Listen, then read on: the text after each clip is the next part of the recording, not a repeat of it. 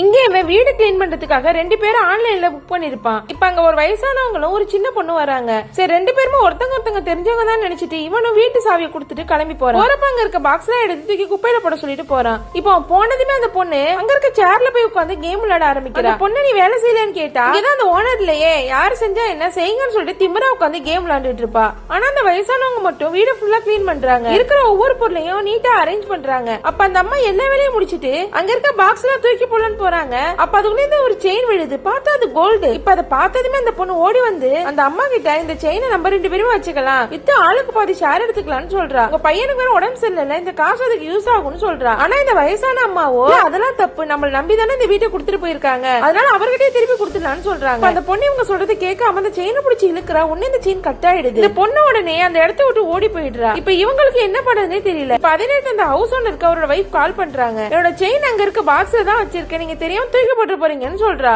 இவர் கேட்டதுமே வீட்டுக்கு வேகமா போறாரு. ஒரு வீட்டு வாசல்ல அந்த பொண்ணை மட்டும் பாக்குறாரு. அவ கையில இருந்த பாக்ஸ் எல்லாம் பயந்து எடுத்துட்டு போவா. இப்ப அவர் வீட்டுக்குள்ள போய் பார்த்தா யாருமே இல்ல. அந்த வயசானவங்களும் வீட்டு விட்டு போயிருப்பாங்க. ஆனா வீடு பயங்கர கிளீனிங்கா இருக்கு. இப்ப அந்த செயினையும் காணோம். அதே நேரத்துல கதவு யாரும் தட்டுற சத்தம் கேக்குது. பார்த்தா அந்த வயசானவங்க தான் நிக்கிறாங்க. செயினை நாங்க கிளீன் பண்றப்போ அருந்துருச்சு, இப்ப நான் சரி பண்ணிட்டேன், தயவு செஞ்சு எங்களை மன்னிச்சிருங்கன்னு சொல்றாங்க. இப்ப அந்த ஹவுஸ் ஓனரும் அந்த அம்மாவோட நேர்மையை பாராட்டி அவங்களுக்கு தேங்க்ஸ் சொல்லிட்டு அவர்கிட்ட இருந்து கொஞ்சம் பணத்தை எடுத்து அவங்க கிட்ட கொடுக்கறாரு. அவங்க வேணான்னு சொல்றாங்க.